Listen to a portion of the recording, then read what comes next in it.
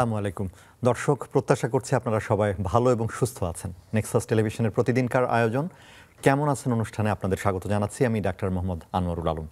স্বাস্থ্য সম্পর্কিত বিভিন্ন বিষয় নিয়ে আমরা কথা বলি। দর্শক, একটা গুরুত্বপূর্ণ বিষয় নিয়ে আজকে আমরা কথা বলতে চাই, সেটি হচ্ছে অ্যান্টিবায়োটিক রেজিস্ট্যান্স।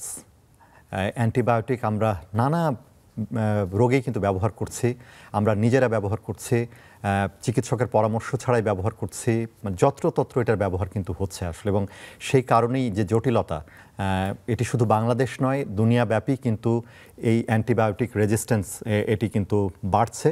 এবং স্বাস্থ্য ব্যবস্থার কথা যদি বলি, চিকিৎসা ক্ষেত্রের এটা একটা বড় প্রভাব কিন্তু পড়ছে, সেটি আমরা জানবো। আমাদের সাথে দুজন বিশেষজ্ঞ রয়েছেন এই বিষয়টি নিয়ে কথা বলবার জন্য। আমাদের সাথে স্টুডিওতে আছেন ডাক্তার খসরুজ সামাদ, ওষুধ বিদ্যা বিশেষজ্ঞ, কুমুদিনী উইমেন্স মেডিকেল কলেজ। আপনাকে স্বাগত জানাচ্ছি। জি, ধন্যবাদ। আমাদের সাথে জুমে যুক্ত হবেন ডাক্তার এম ওসমান গনি, সহযোগী অধ্যাপক, মেডিসিন বিভাগ, Dhaka central international medical college হাসপাতাল। ডাক্তার ওসমান গনি, আপনি শুনতে পাচ্ছেন আশা করি। Thank you very much. Doctor Osman Gani শুনতে পাচ্ছেন কি আমাদের? জি, আমি শুনতে পাচ্ছি। জি, আপনাকে স্বাগত। কেমন আছেন অনুষ্ঠানে? আমরা আলোচনাটা শুরু করব। দর্শক, আপনারাও চাইলে সরাসরি যোগ দিতে পারেন আমাদের সাথে। এই বিষয়টি নিয়ে যদি আপনাদের কোনো প্রশ্ন বা মতামত থাকে, আপনারা পর্দায় দেখানো নম্বর রয়েছে, সেটিতে প্রশ্ন করতে পারেন, মতামত জানাতে পারেন। প্রশ্নের উত্তর দেবার চেষ্টা করবেন আমাদের বিশেষজ্ঞ যারা রয়েছে। আমরা আলোচনাটা শুরু করি ডাক্তার খসরুজ আপনাকে দিয়ে। এই আমরা যে বলছি যে অ্যান্টিবায়োটিক রেজিস্ট্যান্স, এটা নিয়ে অনেক কথা হচ্ছে বোধহয় এখন। আসলে বিষয়টা কি যদি একটু দর্শকদের বলেন বুঝিয়ে। জি, ধন্যবাদ। তার আগে একটা জিনিস স্বচ্ছ হওয়া উচিত, অ্যান্টিবায়োটিকটা কি। আচ্ছা, জি জি। আমাদের দৈনন্দিন জীবনে যে সব রোগ হয় সেগুলি কতগুলি অণুজীব দ্বারা হতে পারে। আমরা কম বেশি নাম শুনেছি, ব্যাকটেরিয়া, ভাইরাস, প্রোটোজোয়া। তো যদি ব্যাকটেরিয়া দ্বারা কোনো ইনফেকশন হয়, রোগ জীবাণু, তাহলে পারে যে অবস্থাটা হয়, তাকে মারবার জন্য, অর্থাৎ ব্যাকটেরিয়াকে মারবার জন্য যে ঔষধ ব্যবহৃত হয় তাকেই অ্যান্টিবায়োটিক বলে। আমি আবার সমীকরণটা বলছি। একটা রোগ জীবাণু, তার নাম হচ্ছে ব্যাকটেরিয়া। আমাদের প্রতিনিয়ত আমরা ব্যাকটেরিয়া সংক্রমিত হই। কিভাবে সেটা প্রশ্ন আসতে পারে। আমরা নিঃশ্বাস নিচ্ছি সারাদিন নিয়ে আমার নিঃশ্বাসের ধুলা বালি, তার সাথে ব্যাকটেরিয়া ঢুকছে। আমরা 3 বেলা খাচ্ছি, খাওয়ার ভেতর দিয়ে আমাদের এই ব্যাকটেরিয়া ঢুকছে। তাহলে কি আমাদের ব্যাকটেরিয়া আক্রান্ত হয়ে যাওয়ার কথা ছিল? না, আমাদের শরীরের রোগ প্রতিরোধ ক্ষমতা এমনভাবে অভিযোজিত যে যেটাই ঢুকুক না কেন, স্বাভাবিক অবস্থায় আমাদের রোগ প্রতিরোধ ক্ষমতা সেই ব্যাকটেরিয়া বা অন্যান্য অণুজীবকে ধ্বংস করার কথা। এখন কোনো ক্রমেই আমার শরীরের প্রতিরোধ ক্ষমতা ওই অণুজীবের থেকে যদি দুর্বল হয়, তাহলে অণুজীব, বিশেষ করে ব্যাকটেরিয়া, পেয়ে বসে। সহজ কথায় পেয়ে বসে, সে তার শরীরকে আক্রমণ করে। তাহলে এইখানে আমার শরীর ব্যাকটেরিয়া আক্রান্ত হয়ে গেল। যদি আক্রান্ত হয় তাহলে তো সুখ থাকলো না, অসুখ হয়ে গেল, ডিজিজ। তখন আমরা চিকিৎসকের শরণাপন্ন হই। তখন চিকিৎসক ওই যে ব্যাকটেরিয়াকে ধ্বংস করবার জন্য যে ওষুধটি ব্যবহার করেন, তার নাম হচ্ছে অ্যান্টিবায়োটিক। অ্যান্টি মিনস এগেনস্ট, আর বায়োস মানে জীবন, মানে এই ব্যাকটেরিয়ার বিরুদ্ধে। এখন এই কথাতে যে উপাত্তরটি এলো যে একটি জীবাণু, সেটার নাম হচ্ছে ব্যাকটেরিয়া, তার আক্রমণ আমাদের শরীর হয়, তাকে মারবার জন্য অ্যান্টিবায়োটিক ব্যবহার করা হয়। তাহলে সাধারণভাবে আমাদের ধরে নেওয়া উচিত যে অ্যান্টিবায়োটিক ব্যবহার করলে ফলাফল পাওয়া যাবে, মানে ওই অণুজীবটি মারা যাবে। কিন্তু বিভিন্ন কারণে, যে আলোচনাটা হয়তো আমরা আস্তে ধীরে সুস্থে করব, সেইটাই, আর ওই যে অ্যান্টিবায়োটিকটা ওই অণুজীবকে আগের মতো আর সফলভাবে ধ্বংস করতে পারছে না। ফলে প্রতিনিয়তই আমরা আমাদের শরীরে আক্রান্ত হচ্ছে, তার বিরুদ্ধে কাজ করবার জন্য অ্যান্টিবায়োটিক নিষ্ক্রিয়। অর্থাৎ অ্যান্টিবায়োটিক যদি কাজ না করে, সহজ কথায় অণুজীবের উপর কোনো কাজ করতে না পারে, তাকে আমরা অ্যান্টিব্যাকটেরিয়াল রেজিস্ট্যান্স বলতে পারি। মানে কোনো কাজই করছে না এটার উপরে। জি, ঠিক আছে। আমরা একটু ডাক্তার ওসমান গনি আপনার কাছে আসি। আপনি মেডিসিন বিষয়ে, আপনি চিকিৎসক। একটু যদি জানতে চাই যে এটা নিয়ে আমরা যে কথা বলছি, এই বিষয়টা নিয়ে আপনারা আসলে কি ধরনের সমস্যার সম্মুখীন হচ্ছেন এই অ্যান্টিবায়োটিক রেজিস্ট্যান্স নিয়ে? না, সেটি তো সমস্যার সম্মুখীন হচ্ছি বটে, তবে আমি খুব ইন্টারেস্টিং একটি বিষয় হঠাৎ মনে পড়লো যে শেয়ার করছি শুরুতে। জি। পৃথিবীতে আমরা এই যে অ্যানিমাল জগৎ আছে না, আমরা তো অ্যানিমালকে ভালোবাসি, কিন্তু না, কোথাও একটা বন্য প্রাণী কেউ যদি হত্যা করে, আমরা দেখেছি বিভিন্ন দেশে তার বিরুদ্ধে মামলা হচ্ছে, অনেক সেলিব্রিটির বিরুদ্ধেও হয়েছে। কিন্তু আমরা যখন ব্যাকটেরিয়াকে মারার জন্য কথা বলি, জি। এটাও তো আমাদের এই অ্যানিমাল কিংডমের একটি অংশ, কিন্তু আমরা কিন্তু কেউ এই আপত্তি করছি না। আমার কাছে এটা একটু ইন্টারেস্টিং মনে হচ্ছে। তার কারণ হলো ব্যাকটেরিয়া বা জীবাণু আমাদের ক্ষতি করছে প্রতিনিয়তই। তবে এটাও ঠিক যে কিছু ব্যাকটেরিয়া আছে আমাদের উপকারও করে।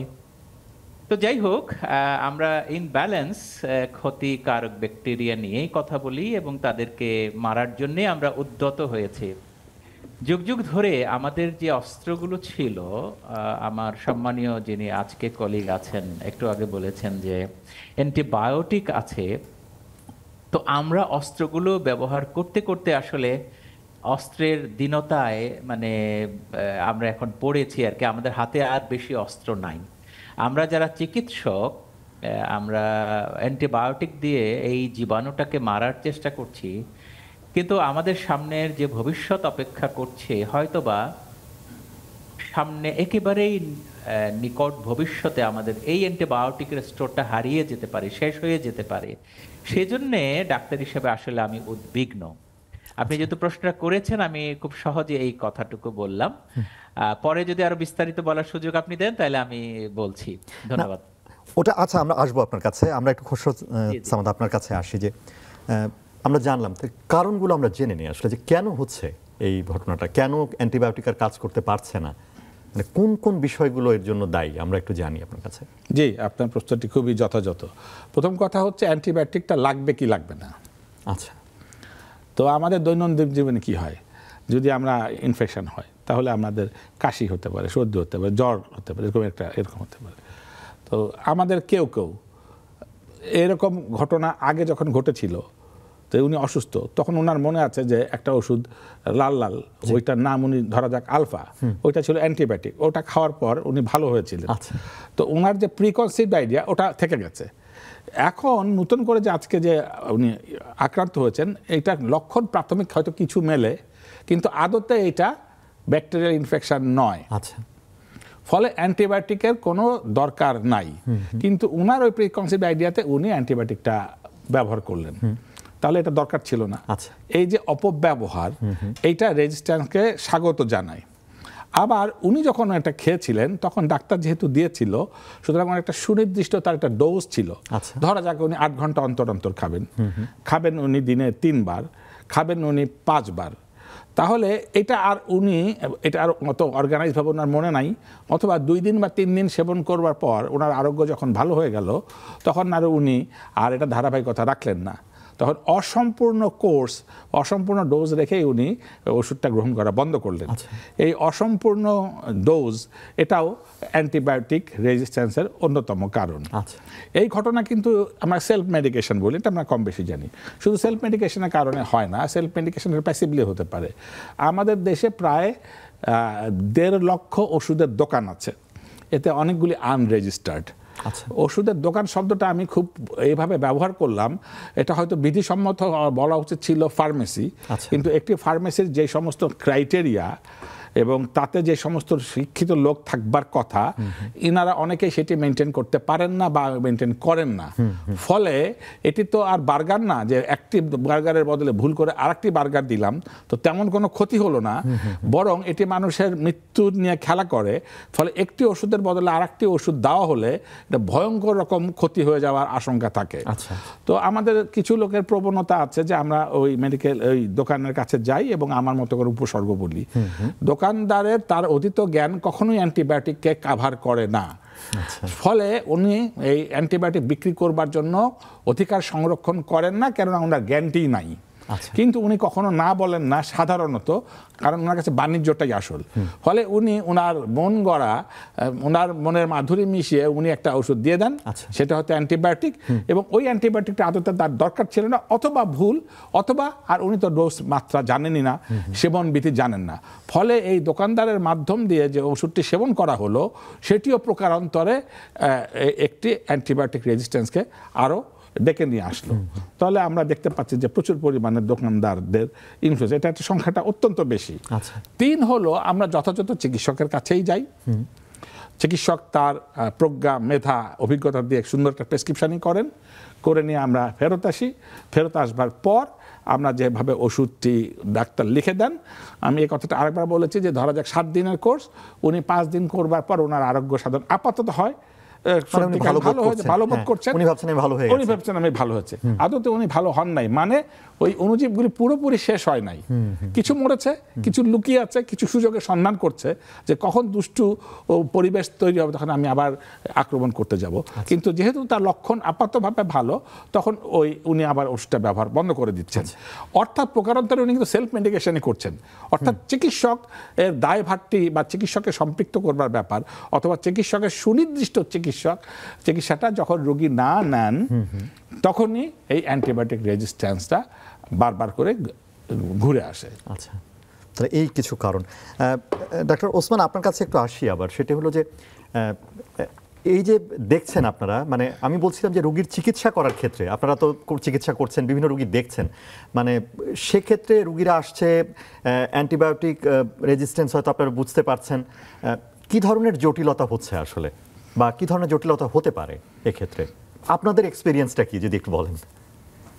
না, জটিলতা তো আসলে অ্যান্টিবায়োটিক রেজিস্ট্যান্সের কথাই যদি আসে, জি, আমরা বুঝেই নিচ্ছি যে যখন রেজিস্ট্যান্সই হলো তাহলে তো ওষুধ কাজ করলো না। আচ্ছা আচ্ছা, কাজে শুধু জটিলতা কেন, রোগেরই তো চিকিৎসা হচ্ছে না। আচ্ছা, তাহলে আমি বুঝতে পারছি না যে আমার ওষুধটা ফেল করছে।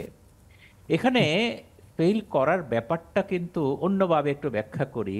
আমরা যখন ওষুধ দেই, রোগী রেজিস্ট্যান্স থাকা সত্ত্বেও কিন্তু মাঝে মাঝে আবার ভালো হচ্ছে। আচ্ছা, জি জি, কেন ভালো হচ্ছে? একটি রোগ যে ভালো হয় তার পেছনে শুধুমাত্র ওষুধ মুখ্য ভূমিকা পালন করছে তা নয়, কিন্তু শরীরের যে একটা নিজস্ব রোগ প্রতিরোধ ক্ষমতা আছে সেটি কিন্তু গুরুত্বপূর্ণ। আচ্ছা, কাজে জটিলতা ওভাবেও ব্যাখ্যা করা যায় যে আমি আজকে এমন একটি ওষুধ দিলাম যে ওষুধটি আসলে কার্যকর নয়, অথবা আংশিকভাবে কার্যকর, কিন্তু রোগী কিন্তু ভালো হয়ে গেলেন। জি, ফলে আমার মধ্যে কিন্তু একটা ভুল সিদ্ধান্ত, ভুল অনুমান তৈরি হয়ে গেল যে না, এই ওষুধটা ঠিকই কার্যকর। আচ্ছা, কিন্তু একই ওষুধ যখন আমি আবার আরেকজনকে ব্যবহার করব, দেখা যাবে যে ওই রোগে আর উনি ভালো হচ্ছেন না, কারণ ওই রোগীর নিজস্ব রোগ প্রতিরোধ ক্ষমতা আপ টু দ্য মার্ক হয়নি। কাজে জটিলতার আসলে বিভিন্ন মাত্রা আছে, যে আমার চিকিৎসাটা ফলপ্রসূ না হওয়া, আবার ওষুধের যে কার্যকারিতা সম্পর্কে আমি বরং মিসগাইডেড হয়ে যাচ্ছি, আচ্ছা, এমন জটিলতাও হতে পারে। মানে আন্ডারস্ট্যান্ডিং এর একটা প্রবলেম কিন্তু হয়ে যাচ্ছে। আর অন্য যে জটিলতা আমাদের চিকিৎসা বিজ্ঞানে আমরা বলছি যে একটি রোগ আরেকটি রোগকে ডেকে নিয়ে আসে। আচ্ছা, যেমন ধরুন, ইনফেকশন যদি হয়, হয়তো বুকে হয়েছে, ফুসফুসে হয়েছে, অথবা পেটের ভিতরে হয়েছে, অথবা প্রস্রাবের নালীতে হয়েছে, যখন এটা সঠিক চিকিৎসা হবে না, এই রোগটা কিন্তু স্প্রেড করবে, ছড়িয়ে যাবে। একটি অঙ্গের রোগ সারা শরীরে যখন ছড়িয়ে যায়, যেটাকে আমরা সেপসিস বলছি, তখন কিন্তু রোগীকে বাঁচানো বড় কঠিন, এবং রোগীর চিকিৎসা অত্যন্ত ব্যয়বহুল হয়ে পড়ে। সো কাজে আমি এখানে শেষ করি, আর বিস্তারিত না বলি, যে জটিলতা এমন পর্যায়ে যেতে পারে রোগীর মৃত্যু হতে পারে। আচ্ছা, ধন্যবাদ আপনাকে। জি ধন্যবাদ। আসলে যে মানে জটিলতাটা বোঝাই যাচ্ছে যে যখনই আপনার এই ধরনের অবস্থা, মানে আর সামনের দিন আবার মনে হচ্ছে যে সামনের দিন আরো কঠিন হতে পারে। আসলে একটা জিনিস ডাক্তার খসরু আপনার কাছে আসি, যে আমাদের দেশে যদি বলি, বা আমাদের দেশে এই যে আমরা কি অবস্থায় আছি আসলে আমরা? জি, ওই আমরা বলি না আইসবার্গের টিপ, আমরা কেবল তো 8ম ভাগের 1 ভাগ দেখতে পাচ্ছি। আচ্ছা, হিম শৈল তার নিচে যেটা আমরা দেখি না, আচ্ছা, যেটুকুনি আমরা পানির উপরে যেটুকু দেখি ভাসে, সেটাই যদি এত ভয়াবহ হয়, তাহলে যদি পুরোটা আমরা দেখতে পারতাম, তাহলে পারে আমাদের আরো বেশি সতর্কীকরণ অনেক আগে থেকে হয়তো হওয়া প্রয়োজন ছিল।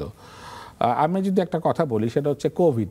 আমাদের ক্ষত তো এখনো শুকায়নি, বছর 4 আগে এটা হয়েছিল। তো কোভিডের কারণে যে মৃত্যু, এবং সারা পৃথিবী যে ইতিবাচকভাবে তার বিরুদ্ধে যে লড়াই করেছে, এর কারণটা ছিল এটা হঠাৎ করে হওয়া ঘটনা। জি, কিন্তু তার মৃত্যুর থেকে হয়তো পরবর্তীতে গবেষকরা বলবেন যে এই অ্যান্টিবায়োটিক রেজিস্ট্যান্স অথবা কাজ না করার কারণে যে মৃত্যুটি হলো প্রত্যক্ষ অথবা পরোক্ষভাবে, এরও হতাহতের সংখ্যা ওই কোভিড থেকে কোনো অংশে কম না। কিন্তু এটা সরাসরি দৃশ্যমান ছিল, আর এটি একটু দীর্ঘমেয়াদী, অথবা এই কথাটি বলা হচ্ছে না যে তাহার মৃত্যু হইয়াছিল অ্যান্টিবায়োটিক রেজিস্ট্যান্সের কারণে, যেরকম কোভিডে সুনির্দিষ্ট। ফলে এই মৃত্যুর ভীতি আমাদেরকে এই কোভিড এই থেকে, এই অ্যান্টিবায়োটিকের রেজিস্ট্যান্স থেকে আমাদেরকে সচেতন করছে না। এখন আমি শুধু এক ধরনের কথা বলেছি, মানুষের। আমরা দৈনন্দিন জীবনে যে খাবারগুলি খাই, এখানে তো ব্যবসা বাণিজ্যের প্রসঙ্গ আছে। এখানে আমাকে আবার অর্থনীতিবিদ তারা আবার বলবে যে এখানকার তুমি কি কথাগুলি বললে, কিন্তু আমাদের মনে হয় ঝেড়ে কাশার সময় এসছে। আচ্ছা, না হলে পারে আমাদের পরবর্তী প্রজন্মের কাছে দায়ভার, আমি আপনি আমরা যারা গণমাধ্যমকে সাক্ষী রেখে কথা বলছি, যারা হাজার হাজার মানুষ শুনছে, এটি আর্কাইভে থাকবে, ভবিষ্যতে সবাই দেখবে। তো এখান থেকে একটা ভুল মেসেজ গেলে পরবর্তীতে সেটি আমাদের বড় রকম ডিজাস্টার আনবে। সুতরাং আমার কাছে আমি খুব পরিষ্কার থাকতে চাই, আমরা দৈনন্দিন জীবনে যে খাবারটি খাই সেইখানকার ভেতরে কি থাকে, মাছ থাকে, মাংস থাকে, ইত্যাদি ইত্যাদি থাকে। তো যেভাবে আমাদের মাছটা খাই, সেগুলো মানে মাছ তো আর এমনি আসে না, সেটা প্রজনন করা হয়। সেটা কোথায় হতে পারে, একটা পুকুরে হতে পারে, দিঘিতে হতে পারে নদীতে হতে পারে, অথবা সাগর বা ইত্যাদি। আবার মাংস বলতে আমরা মুরগি বুঝাই, সেটা পোল্ট্রি ফার্মে হয়, সেইভাবে গরু হয়। আচ্ছা, আমরা আসবো, একটা বিরতি নিতে হবে। দর্শক কেমন আছেন অনুষ্ঠানে একটা বিরতি নিতে হচ্ছে, আমরা ফিরছি কিছুক্ষণ পরে, আশা করি আমাদের সঙ্গে থাকবেন।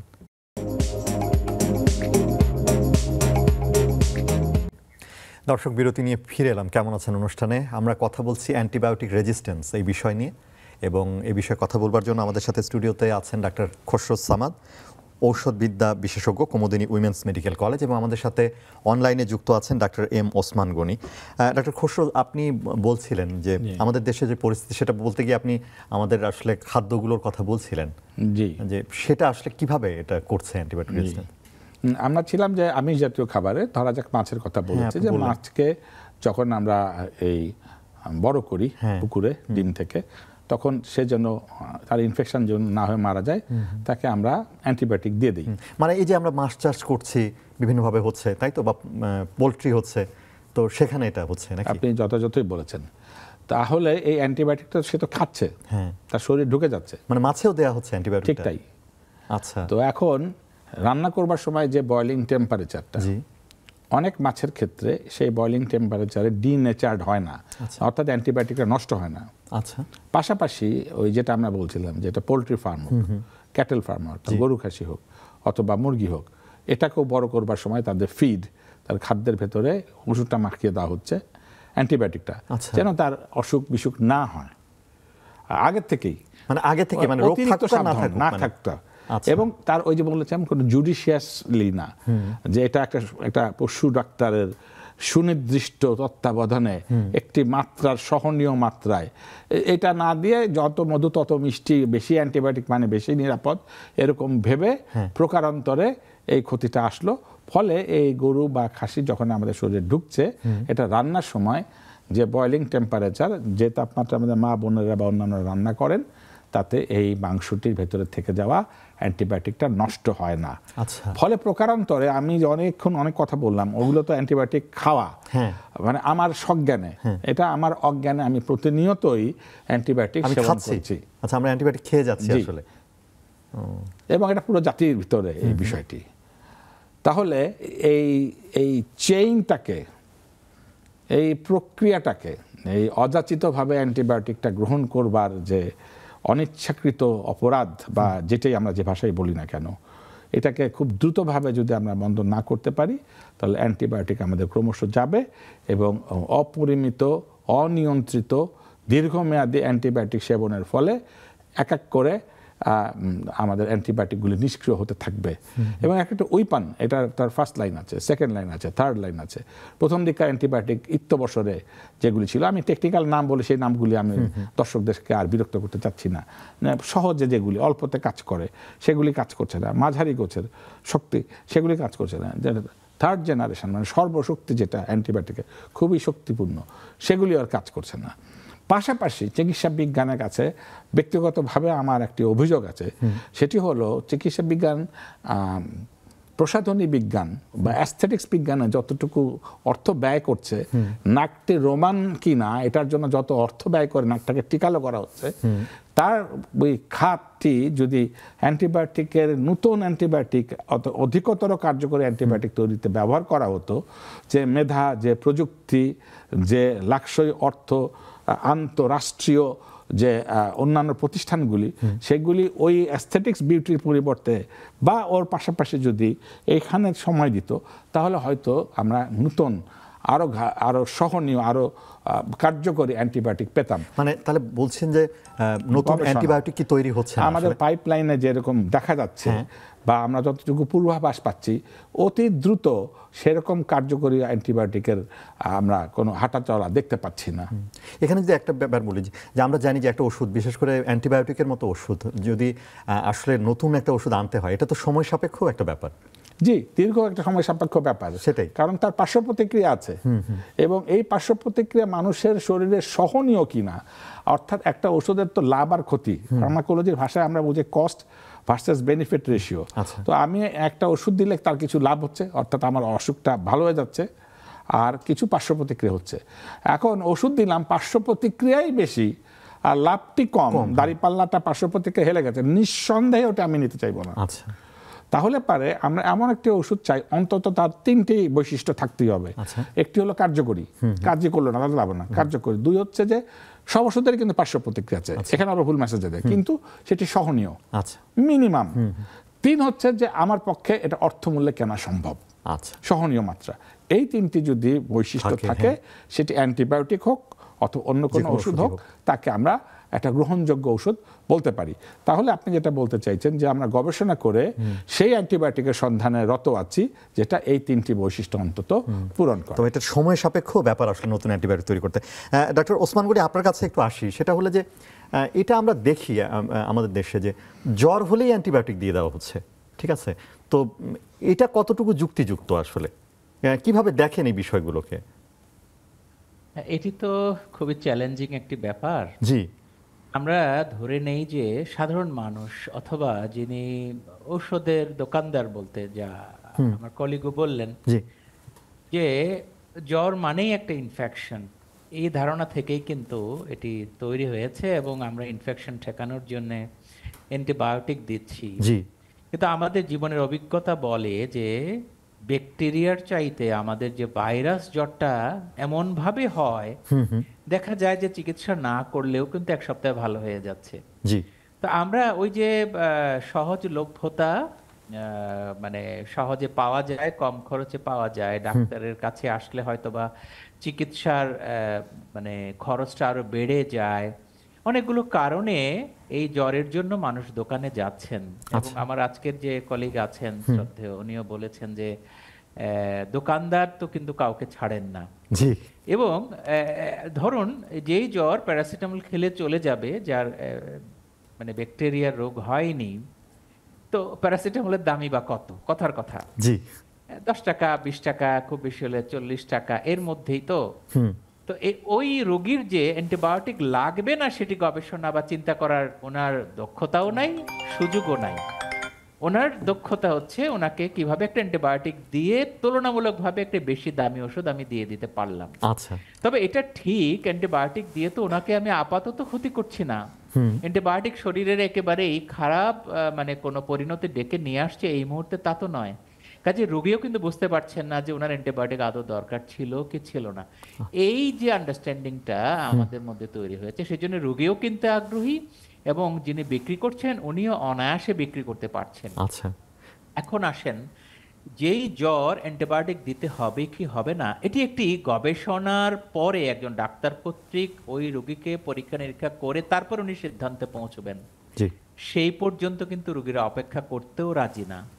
আবার আমরা এটাও হয়তো অনেকে বুঝি না যে শরীরের রোগ প্রতিরোধের জন্য একটি নির্দিষ্ট পরিমাণ তাপমাত্রা কিন্তু শরীরে গুরুত্বপূর্ণ। আমি জ্বরটা কমিয়ে ছাড়লেই রোগের কিন্তু প্রতিরোধ ক্ষমতা আরো কমেও যায়। সেজন্য আমরা কিন্তু কিছুটা জ্বর, কিছুটা উষ্ণতা কিন্তু সয়ে নিতে পারি। এই কথাগুলো আমরা ঠিকমতো বোঝাতে পারছি না আসলে। সেজন্য যে কোনো জ্বরে আমরা অ্যান্টিবায়োটিক দিচ্ছি এবং এই অ্যান্টিবায়োটিককে দিন দিন আমরা দরিদ্র করছি এবং দুর্বল করে তুলছি।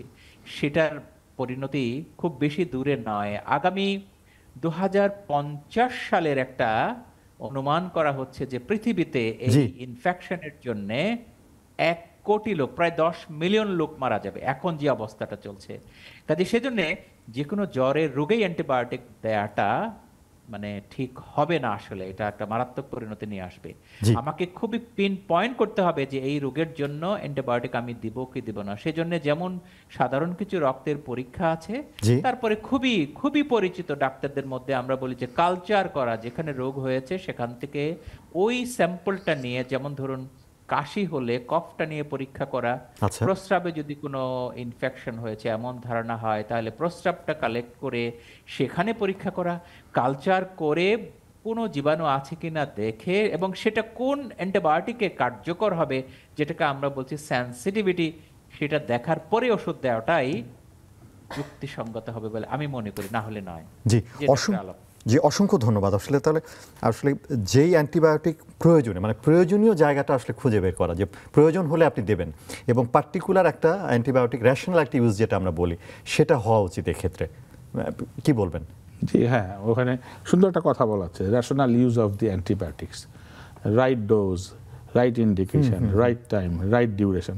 অর্থাৎ সঠিক মানুষকে সঠিক সময়ে, সঠিক মাত্রায়, সঠিক ওষুধ সঠিক পর্যন্ত দেওয়াটাই হচ্ছে তার নিয়ম। মানে দিলেই আপনার এই যে আমরা যে বিষয়টি নিয়ে কথা বলছি, মানে সেটা হয়তো মোকাবেলায় কিছু কাজ হবে।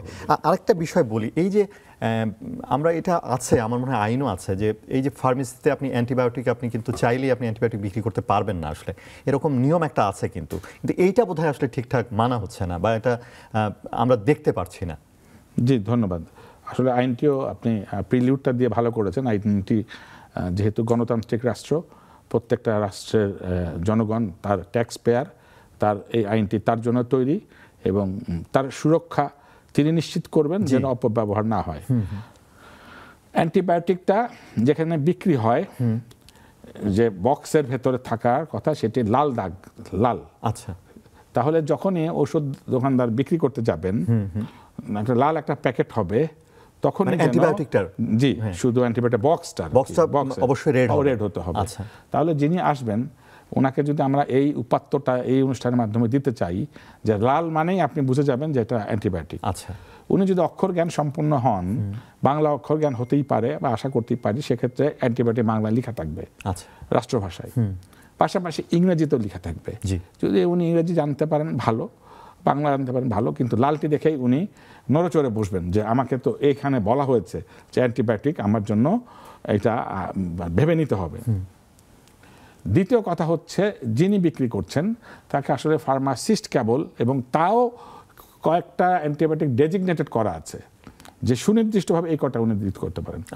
অথবা উনি প্রেসক্রিপশন, ডাক্তারের প্রেসক্রিপশনের যে মাত্রায় যতটুকু যেভাবে দেওয়া আছে শুধু ততটুকুই উনি বিক্রি করতে পারেন। আচ্ছা। এখন এটা ব্যর্থ হচ্ছে, তাহলে আবার আমি কি করতে পারি? যিনি এটা নিয়েছেন তার অধিকার আছে, এটার জন্য উনি সুনির্দিষ্টভাবে আমাদের যে ল এনফোর্সিং এজেন্সিগুলি আছে এখানে উনি অভিযোগ দিতে পারেন।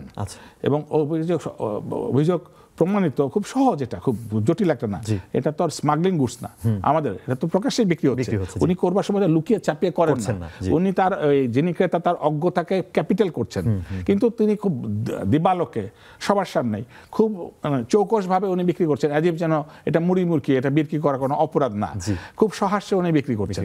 কিন্তু কেননা এই যে অপরাধটি, সেটি যে অপরাধ তার ভেতরেই উপলব্ধি আমাদের তৈরি করা, পাশাপাশি কিছু উদাহরণ তৈরি করা। এখন যেটা Bangladesh existing law of the state, তাতে যদি ওনার কোনো এরকম অধিকার না থাকে, শুধু দোকানদার হন, তাকে 20,000 টাকা জরিমানা করা যাবে।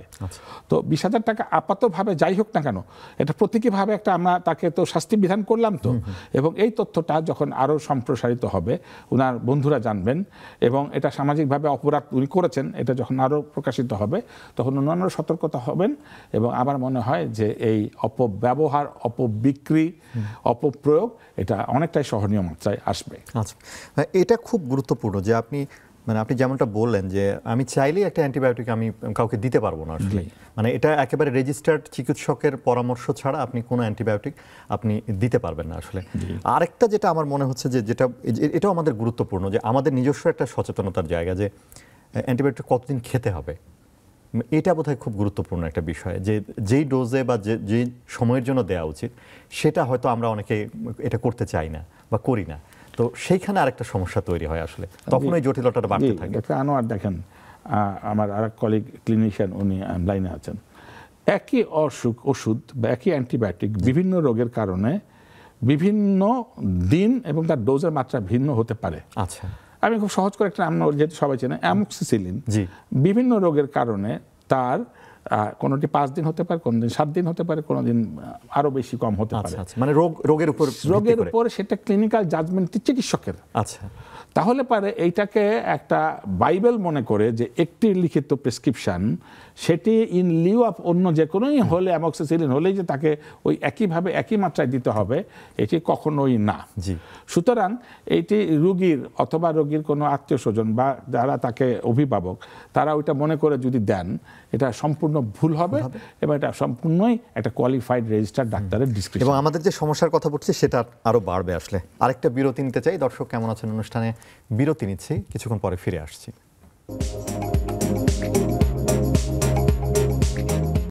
দর্শক, আরও একটা বিরতি নিয়ে আমরা ফিরে এলাম কেমন আছেন অনুষ্ঠানে। আমরা কথা বলছি অ্যান্টিবায়োটিক রেজিস্ট্যান্স এই বিষয়টা নিয়ে।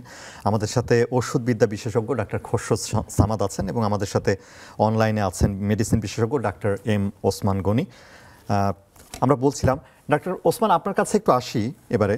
সেটি হলো যে এই যে আপনি বলছেন যে চিকিৎসক হিসেবে আপনি জানেন, অসুবিধাগুলো জানেন, যাদের রেজিস্ট্যান্স হচ্ছে তাদের ক্ষেত্রে নানা ধরনের জটিলতা হচ্ছে আপনি বলছিলেন, এবং ভবিষ্যতেও একটা জটিল অবস্থা হবে, এবং আপনি একটা পরিসংখ্যানও বলছিলেন যে 2050 সালে বহু লোক কিন্তু মারা যাবে এই কারণে। তো এক্ষেত্রে আসলে চিকিৎসক হিসেবে আপনাদের ভূমিকাটা কি হওয়া উচিত বা কিভাবে আমরা এটা মোকাবেলা করতে পারি? এটি এত একটি ভালো প্রশ্ন আপনি করেছেন। আমি একটু আগে ভাবছিলাম যে চিকিৎসক হিসেবে প্রথমে যে আমাদের দায়বদ্ধতা আছে কি না। জি, আসলে এটা তো একটা মানে দায়বদ্ধতার প্রসঙ্গ যদি আসে, কারো একক দায়বদ্ধতা কিন্তু এখানে নাই। জি, আমাদের আজকের আলোচনায় হয়তো বা আপাতত ভাবে মনে হতে পারে যে সমস্ত দোষ ওষুধের দোকানদার, হয়তো ওনাদের দ্বারাই হচ্ছে। হ্যাঁ, একটি বড় অংশ অবশ্য তাদের দ্বারাই হচ্ছে, এতে সন্দেহ নাই। কিন্তু আমি আমার পূর্বের আলোচনায় একটু আলোকপাত করতে চেয়েছি। আমার কলিগ যিনি আছেন ওষুধবিদ্যা থেকে, উনি বলেছেন যে সেখানে যিনি ওষুধ কিনতে যাচ্ছেন তারও কিন্তু একটু দায়বদ্ধতা আছে। জি, তো তাদের দায়বদ্ধতা আমি না হয় নাই বললাম, আমরা কি করতে পারি। জি, জি, সেটি হলো, একটু আগে আলোচনা এসেছে যে কোন রোগে কোন ওষুধটুকু আমাদের দিতে হবে, কোন পরিমাণে দিতে হবে, কতদিন দিতে হবে, এই ব্যাপারে আমাদের স্পষ্ট ধারণা থাকা চাই। জি, এবং আমরা একটা কথা বলি যে বেনিফিট অফ ডাউট, যে আমি দিয়ে দেখি না। আচ্ছা, অনেক সময় যে দিয়ে দেখলাম যদি কাজ হয়, তো এটার সাথে তো বিজ্ঞান কিন্তু সাংঘাতিক। আমরা আমাদের লেখাপড়া, আমাদের যে শিক্ষা, আমাদের যে প্রশিক্ষণ, এটার পক্ষে এটি যায় না। আচ্ছা, খুব বিরল ক্ষেত্রে অনেক সময় আমাদের বেনিফিট অফ ডাউট অথবা দিয়ে দেখি না, যে এই সহজ কথায় যদি আমরা বলি না যে যদি লাইগা যায়, জি, এরকম একটি ব্যাপার। এভাবে কিন্তু আমাদের কোনোভাবে ওষুধ লেখা উচিত নয়। আচ্ছা, এবং আমরা আরো দেখি যে কোনো একটা রোগের যদি সুনির্দিষ্টভাবে একটি ব্যাকটেরিয়া আবিষ্কার করা যায়, যেমন আমরা বলেছি পরীক্ষার মাধ্যমে, যেটাকে কালচার অ্যান্ড সেন্সিটিভিটি, সংক্ষেপে আমরা সিএস যে বলি, আচ্ছা, এভাবেই যদি কোনো একটা জীবাণু আবিষ্কার করা যায়, তাহলে তার জন্য সুনির্দিষ্টভাবে একটি অ্যান্টিবায়োটিক কিন্তু নির্ধারণ করা যায়, যেটাকে হয়তো আমরা বলি, হয়তোবা হতে পারে সেটি আমরা ইংরেজিতে বলছি যে ন্যারো স্পেকট্রাম অ্যান্টিবায়োটিক। আচ্ছা, তার মানে এই অ্যান্টিবায়োটিক শুধুমাত্র ওই ব্যাকটেরিয়ার উপরে সবচেয়ে বেশি কার্যকর হবে। আচ্ছা, তো এই সুযোগটা না নিয়ে আমরা আমরা বলি না যে ছররা গুলি, একসাথে 10টা 12টা গুলি করলাম, এবং আমরা জানি যে ছররা গুলিতে কিন্তু মানুষ মারা যান না, ওই গুলিগুলো শরীরে ঢুকে রয়ে যায়, আহত করে, কিন্তু যখন আমি টার্গেট করে একটাই বুলেট ছুড়ি, তাহলে কিন্তু একজন মানুষ বা একটা প্রাণী মরে যাওয়ার সম্ভাবনা খুব বেশি হয়। তো আমাদের সেই কৌশলটা অবলম্বন করা দরকার, এটা হলো প্রথম কাজ। দ্বিতীয়ত, আমাদের দায়বদ্ধতার আরেকটি জায়গা আছে। এই যে আমরা যখন একজন রোগীকে ঔষধ লিখি, একটু জি। আগেও আলোচনা এসেছিল যে আমরা হয়তো বলেছি যে বা কাগজে লিখে দিয়েছি যে এই ওষুধটুকু 10 দিনের জন্য আপনি সেবন করবেন বা খাবেন। জি। এখন 4 দিন, 5 দিন বা 6 দিন পরে রোগী তো ভালো বোধ করছেন এবং রোগী ওষুধ বন্ধ করে দিয়েছেন। এর অর্থ হলো আমরা রোগীকে হয়তোবা এটি শেখাতে পারিনি যে ওষুধ বন্ধ করা যাবে না, আপনি ভালো হলেও বন্ধ করা যাবে না, কারণ জি, জি। আপনি যদি মাঝ পথে বন্ধ করে দেন এই ওষুধটা কিন্তু ভবিষ্যতে আপনার জন্য কাজ করবে না, আচ্ছা। আপনার বড় বিপদ রেখে নিয়ে আসবে। এই কথাটুকু কিন্তু সচরাচর আমরা বলে অভ্যস্ত নই। আচ্ছা। এবং কেন আমরা অভ্যস্ত নই তার অনেক ব্যাখ্যা। এক কথায় যদি বলে, আমাদের ওই পরিমাণ সময় হাতে থাকে না। আমাদের শুধু ওষুধ নয়, আমাদের রোগীকে আসলে অনেক কথাই বলতে হয়। ওষুধের বাইরে, যেমন শুধু জ্বর যদি হয় অ্যান্টিবায়োটিক কেন, প্যারাসিটামল কিভাবে খাবেন, আমরা যে সাপোজিটরি বলি সেটি কখন দিবেন, জি, জি, জি। এবং ওষুধের বাইরে কি করবেন, গা মুছে দিবেন, সেই গা মুছে দেওয়াটা কিভাবে হবে, আমাদের এই যে ফিল্ডে আমাদের ডাক্তারদের কিন্তু সবই বলতে হয়। আচ্ছা। আমরা যে ফিল্ডে কাজ করি, কিন্তু অ্যাডভান্স কান্ট্রিগুলো, অগ্রসর জাতি যারা আছে, তাদের কিন্তু ওষুধ লিখে বাকিটা অনেক কিছুই তাদের যে সহযোগীরা থাকেন এবং ফার্মাসিস্টরাও কিন্তু ওষুধের ডোজ, ডিউরেশন সবই বলে দিচ্ছেন। আচ্ছা। দুর্ভাগ্যজনকভাবে আমাদের সব বলতে হয় বলে আমরা আবার অনেক কিছু বলতে পারছি না। সেটির কারণেও কিন্তু এরকম একটি ব্যাপার আছে। যদি আমরা একটু সচেতন হই, আমরা যদি সময় নিয়ে রোগীকে একটু বুঝাই দিতে পারি যে এই ওষুধটা এইভাবে এইভাবে খাবেন এবং এটা কোনোভাবে আপনি মিস করবেন না, বাদ দিবেন না, তাহলে কিছুটা হয়তো বা এই সমস্যা সুরাহা হতে পারে। আরেকটি হলো, ওই যে বললাম স্পেকট্রামের যে ব্যাপারটা, আমরা জি। বলি যে একটি ওষুধ তো অনেক ব্যাকটেরিয়ার জন্য ব্যবহৃত হয়। আমাদের আরেকটি ধারণা আমি একটু অ্যাড করতে চাই, সেটি হচ্ছে, ধরুন আমরা প্রথমেই একটা অ্যান্টিবায়োটিক বেনিফিট অফ ডাউট দিয়েই দিলাম। এমন একটি জায়গায় আমি আছি, প্র্যাকটিস করছি, যেখানে হয়তো বা ডায়াগনোসিসটা পিন পয়েন্ট করা সম্ভব হচ্ছে না। জি। আমার একটা ব্লাড টেস্ট করার সুযোগ নাই, রোগীকে যেতে হবে শহরে, উনি থাকেন প্রত্যন্ত একটি গ্রামে। আচ্ছা। সেখানে আমাদের তো বাধ্য হয়ে আসলে এই অ্যান্টিবায়োটিকটুকু দিতেই হয়। দেখা গেল 3 দিন পরে, 4 দিন পরে রোগী ভালো হয়ে গেলেন এবং আমি ডাক্তার হিসেবে মনে করলাম যে না, এটা তো অ্যান্টিবায়োটিকের রোগ ছিল না, এটা একটি ভাইরাসেরই একটি রোগ ছিল আসলে। আচ্ছা। তখন আমি অ্যান্টিবায়োটিক বন্ধ করব কি করব না, এটি একটি জটিল সিদ্ধান্তের ব্যাপার। আচ্ছা। প্রশ্ন হতে পারে, আমি বন্ধ করব না, আমি 7 দিন 5 দিন শেষ করব, জি। এমন একটি ধারণা কিন্তু আমরা লালন করি। আচ্ছা। প্রশ্ন হলো, কিসের ভিত্তিতে আমি 7 দিন বা 10 দিন এই অ্যান্টিবায়োটিকটা চালু রাখবো? আমি যদি মনে করি যে না, এটি ব্যাকটেরিয়া জনিত রোগ নয়, এটি কোনো ভাইরাসের রোগ, আমি যদি বন্ধ করে দেই, তাহলে এটি নিশ্চিত হচ্ছে যে এই ওষুধটুকু যে 2-3 দিন দেওয়া হলো, এটা কিন্তু কোনো ব্যাকটেরিয়ার সংস্পর্শে আসলো না। আচ্ছা। জি। এখন সেখানে আমি যদি ব্রড স্পেকট্রাম বলতে, অর্থাৎ অনেক ব্যাকটেরিয়ার এগেইনস্টে কাজ করে এমন ওষুধ ব্যবহার করে ফেলি, তাহলে কিন্তু বিপদ হবে। যদিও আমি ভাইরাসের জন্য ব্যবহার করেছি, যদিও আমি এখন চাইলে বন্ধ করে দিতে পারি, শরীরে তো অনেকগুলো জীবাণু আছে যারা এখনো রোগ তৈরি করেনি, জি। এমনি বসে আছে, সুযোগ পেলে রোগ তৈরি করবে। আচ্ছা। এরাও কিন্তু ওই অ্যান্টিবায়োটিকের সম্মুখীন হয়ে আস্তে আস্তে তাদের প্রতিরক্ষা ব্যবস্থা তৈরি করে ফেলছে। আচ্ছা। সেজন্য এটি একটি জটিল ব্যাপার বটে, জটিল ব্যাপার বটে। তবে কোনো কোনো ক্ষেত্রে আমি মনে করি যে আমি যদি 2-1 দিন পরে, বা রোগীর, আমরা বলি না যে জ্বর হলে 1 সপ্তাহ ওষুধ দিলে 1 সপ্তাহ, না হলে 7 দিন, অর্থাৎ রোগী ভালো হয়েই গেলেন, অ্যান্টিবায়োটিক হয়তো দরকারও ছিল না, সেক্ষেত্রে অনেক সময় হয়তো আমরা ওষুধ বন্ধ করেও দিতে পারি। আচ্ছা। জি, অসংখ্য ধন্যবাদ ডক্টর ওসমান। ডক্টর খোরশেদ ইসলাম, আপনার কাছে এবার আসি। আসলে তো জি। আপনি কি বলবেন আসলে, তাহলে আমাদের করণীয়টা কি এই জায়গায়? জি জি, আমার কাছে এভাবে বললে বোধহয় আরো প্রফেশনাল হ্যান্ডেল করে যাবে। একটা হচ্ছে প্রচারণাটা একটা স্বল্পকালীন, একটা হচ্ছে দীর্ঘমেয়াদী। তো স্বল্প মেয়াদী বলতে আমরা যেটা সবসময় দেখি পত্রিকাতে, যেরকম ডেঙ্গুর বিরুদ্ধে কিভাবে বলা আছে, এটা করো, সেটা করো, এটা করো না, করোনার সময় এটা করো, ওটা করো না, এরকম সবসময় পত্র পত্রিকাতে। এখন টেকনোলজির যুগ, এটাকে উপেক্ষা করা যায় না। ইন্টারনেট ব্যবহার করা, টেলিভিশনে বলা, এগুলি যদি ধারাবাহিকভাবে বলতে থাকা হয় বা প্রচার করা হয়, তাহলে অপপ্রয়োগ সম্বন্ধে মানুষের ধারণাটা হবে। আচ্ছা। এটি একটা সারফেস লেভেলে গেল।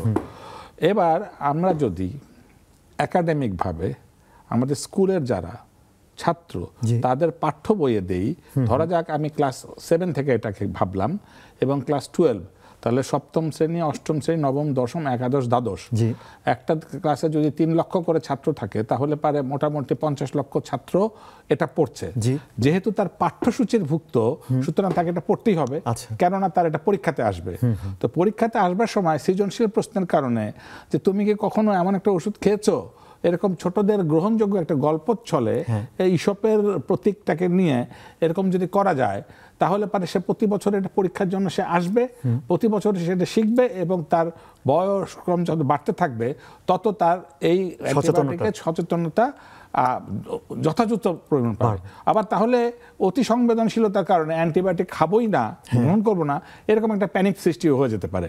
সুতরাং এই সম্বন্ধে স্বচ্ছ ধারণা তার মেধা এবং তার স্তর, তার বয়সের নিরিখে তৈরি করে সেক্ষেত্রে চিকিৎসা বিজ্ঞানী, মনোবিজ্ঞানী, শিক্ষাবিদ এদেরকে নিয়ে যদি আমরা সর্বস্তরের মানুষদেরকে নিয়ে যদি একটা পাঠ্যসূচি তৈরি করতে পারি, সেটি আমার কাছে মনে হয় যেটি দীর্ঘদিন থেকে যাবে এবং এই শিশুরা যখন বড় হবে তখন একটি দায়িত্বশীল নাগরিকের মতো আচরণ করবে এবং অ্যান্টিবায়োটিকের বিধি নিষেধ অপব্যবহার পাশাপাশি এর ব্যবহার সম্বন্ধে তার সম্যক যতটুকু জ্ঞান থাকবে এবং আমার পরবর্তী প্রজন্ম একটি অ্যান্টিবায়োটিক নির্ভর, অ্যান্টিবায়োটিকের বান্ধব, জনবান্ধব একটা অ্যান্টিবায়োটিক সম্বন্ধে তাদের ধারণা। আরেকটা বিষয় আপনি যেটা, যে আমরা যে পোলট্রির কথা বললেন বা ফিশারিজের কথা বললেন, সেক্ষেত্রে এটা কিভাবে এটা নিয়ন্ত্রণ করা যায়? দেখুন, আপনি শেষ করেন। জি, মানে কিভাবে নিয়ন্ত্রণ করা, কারণ এখানেও তো ব্যবহার হচ্ছে এবং সেটাও একটা বড় কারণ আপনার হচ্ছে, মানে রয়ে যাচ্ছে খাবারের মধ্যে অ্যান্টিবায়োটিক মানে রয়ে যাচ্ছে, তো সেটাও তো আপনার মানে দীর্ঘ সময় বা অনেক লোককে এটা মানে ক্ষতির শিকার করতে পারে। জি, দেখুন, আমাকে তো বাঁচতে হবে, সবার উপরে আমার জীবন, সবার উপর সুস্থতা। আমি যদি নাই সুস্থ থাকি, পৃথিবীর আমার অর্থ, আমার খ্যাতি, আমার প্রতিপত্তি, আমার যশ মোহ যাই থাকুক না কেন, এ তো আমার কোনো কাজেই দিবে না। তাহলে পারে আমার সবচেয়ে প্রায়োরিটাইজ হচ্ছে স্বাস্থ্য, তাহলে স্বাস্থ্যে আমাকে 3 বেলা খেতেই হবে। তাহলে পারে আমার লাক্সই প্রযুক্তি, বিজ্ঞান ইত্যাদি সমস্ত কিছু অর্থহীন হয়ে যাবে যদি আমি স্বাস্থ্য না থাকি। এবং সেই জন্যই এই যে প্রশ্নগুলি আসলো, সেখানে এটাকে মনিটর সিস্টেমটাকে খুবই শক্তিশালী করতে হবে। হ্যাঁ, অ্যান্টিবায়োটিক লাগতে পারে মাছের জন্য, হ্যাঁ মুরগি চাষে লাগতে পারে, কিন্তু তার জন্য এটা স্ক্রিন করবার জন্য একটা টেকনিক্যাল নো হাউ লাগবে। এখান থেকে তো কেউ সৃজনশীলতা দিয়ে কাজ করবার কথা নয়, এটা একটা টেকনিক্যাল জব।